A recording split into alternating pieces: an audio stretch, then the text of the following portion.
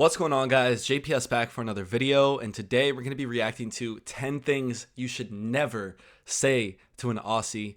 This is another video from Isaac Butterfield. This guy is funny as hell. I remember reacting like a couple years back to one of his videos, reasons why Australia is better than the United States, and I just love this guy. He's funny as hell, and he spits some facts too. So we're back with another Australian video. Shout out to all the Aussies out there. Let's get right into it.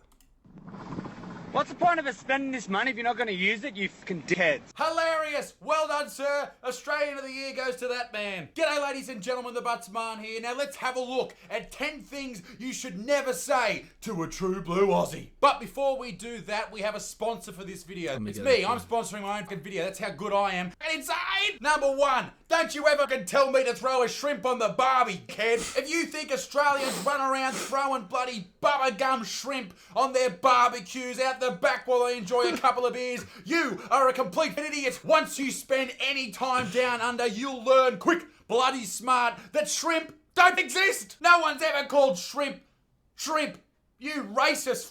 They're called prawns, kid. Get it right or get. Number 2, a dingo ate my baby. If you think it's funny to put on an Australian accent and say, oh crikey, a dingo ate my baby, well, you're a piece of mate. Because that actually happened, allegedly. That actually happened in the outback near Alice Springs back in the day. It was a fucking national tragedy. You don't see Australians putting shit on Americans by saying, hey, a school shooter shot me recess. We don't do that shit, so don't you do it to us, kid. Number 3. I think you guys do. Everyone makes fun of us for the school shootings, so be fair. But, like, I don't know what it is, okay? I don't know if this has to do with Australia being so isolated or what it is, but I feel like Australians are just so down to earth. Like, this guy really has no filter. He's saying all this profanity and stuff. And this is stuff that I want to say. Like, I want to talk like this. I feel like most people want to talk like this deep down, but we just can't, bro. Australians, you guys are so free, I feel like. I don't know what it is, but I noticed that especially when speaking to an Australian or listening to an Australian speak. It's like they really say whatever they want. And they're so damn funny. Number 3, anything negative about Steve Irwin. You listen here, you ignorant face. If you think you're going to take his name in vain or use a stingray in the same sentence as his name, well, I've got another thing coming for you, mate. I'll tell you what'll bloody happen. As soon as you step foot in customs in Australia, we'll drop off a drop bear on your head, you kid, and you'll be fucking gone. Number 4, anything. Oh, the infamous drop bear.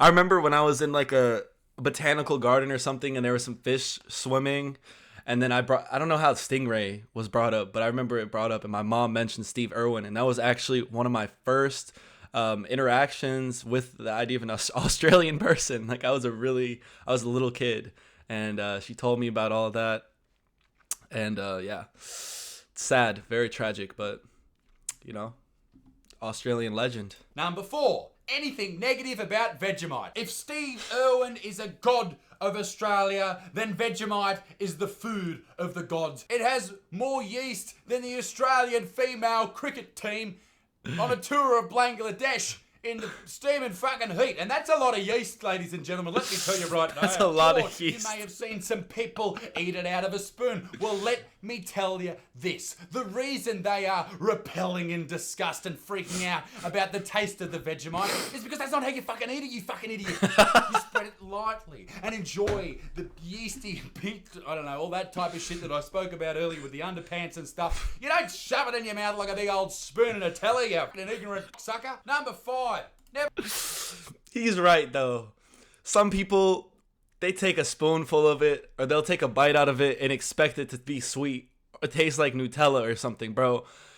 You gotta spread that thin. You gotta put some butter down under it. You gotta make sure that bread is pretty damn good, because everything else aside from that needs to carry it. Because, bro, it's not for me. I'm sorry. I tried Marmite. I don't even know if I've tried Vegemite. I might have. But listen, to me, if it ends in ite, termite, Marmite, Vegemite, I don't want it. I don't want it. Ever ask an Australian for a Foster's beer? In modern times around the world, assuming someone's gender is a very despicable thing to do. But when you come to Australia, if you assume that us Australians drink Foster's beer, then ladies and gentlemen, let me tell you this right now, from one Aussie to millions of others. Don't. That person can right off. No Australian has ever touched a Foster's in their lives. Do you want to know what it tastes like? Well, do you? Come here, come on. I'll tell you what it tastes like. Dunno, head. Now, fuck off. We're full. 5.5. Asking a true blue Aussie if they've subscribed to this. Oh, 5.5. Okay. On the topic of Foster's, guys, I wish I could say I didn't know what it tastes like, but I do. I know what that wide can feels like in my hand. I know what the taste of piss rolling down my throat feels like. Because guess what? When I was in England this past summer, I got some Foster's. I don't know why, bro. They had other beers, too. I just was like, I'll try it. I'll have it. It's not even trying it because I have to admit, I've had it before that as well. But I was like, let's have it again just for fun. It was like 3.9%. I watched it as the sun was setting on the Portsmouth Harbor. And, everything was great except for the Foster's. It was disgusting, bro. I don't know why they create that beer or claim it's Australian, because no Australian wants that to be on their name. It's disrespectful. This particular YouTube channel, because of course everyone's subscribed to this YouTube channel. It's fucking fantastic. When I reach 1 million subscribers by my birthday on the 14th of July, get it done right now. Number 6. Do you ride a kangaroo? Every single person across the world, every little foreigner seems to think that us Aussies jump on the back of marsupials just to get around our great country. Listen, we've got Uber, we've got cars, we've got buses, we've got jet skis, we've got other shit. Why the fuck would we jump on the back of some motherfucker that just bounces around and is smaller than your average human? It doesn't work mechanically is what I'm saying. The closest we happen to get to these beautiful national icons is when a bull bar hits the mother because they're too fucking stupid to move out of the way of a car. I mean, how fucking dumb can you be standing there staring at a bloody car? How many cars have you seen? You know how your uncle, your mother, your cousin, your sister, your brother, your father, they all died on the road, on the highway because they got hit by a fucking big car? Here's a hot tip, kangaroo man. Don't stand in front of cars, you cockhead. Number 7. Yo, I love this guy. He's just so funny, bro. He's so damn funny. But he was saying the marsupials, the kangaroos, are smaller than humans. I don't know about that. I've seen some compilations where some kangaroos have beat some humans' ass. They got some muscles on them. Some humans cannot take on a kangaroo. We all know that. Yeah, Australia's nice, but I prefer New Zealand. Is that a German? New Zealand's got some amazing features on their homeland. Lord of the Rings, etc., etc. But let me just explain this to you really, really quickly and quite bluntly. New Zealand is Australia's little brother. And by that I mean every single person in New Zealand sheep. Do you want to go to a country where they sexually attack sheep? No one does. New Zealand, them to the moon. Number 8, do your talk. What is the sheep to human ratio in New Zealand? If I recall, it is pretty high. I don't know what they get down, how they get down there.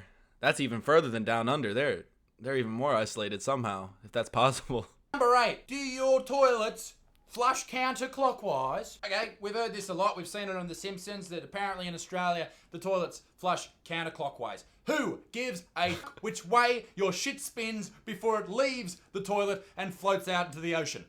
Who gives a... If you're travelling across the country for 12, 15, 18, 24 hours in an aeroplane and you get to the country just for the sole purpose of doing a big old gurnzo and you just want to see where it goes and how it spins, whether it is in line with the way the clock spins or in reverse, you are a dead set goose. All That's right? facts, yeah. You goose, goose, honk, honk. Number 9.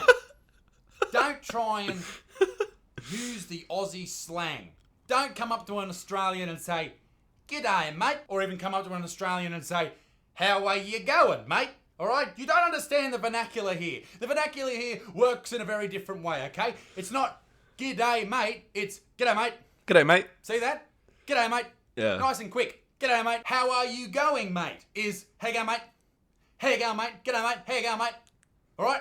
It's not that hard. And number 10, we are here. The last thing that you don't want to say to an Australian is oh, I don't want to go there. It's too dangerous. The animals are too dangerous. Are you serious? Sure, we got some dangerous animals like redbacks, funnel webs, type.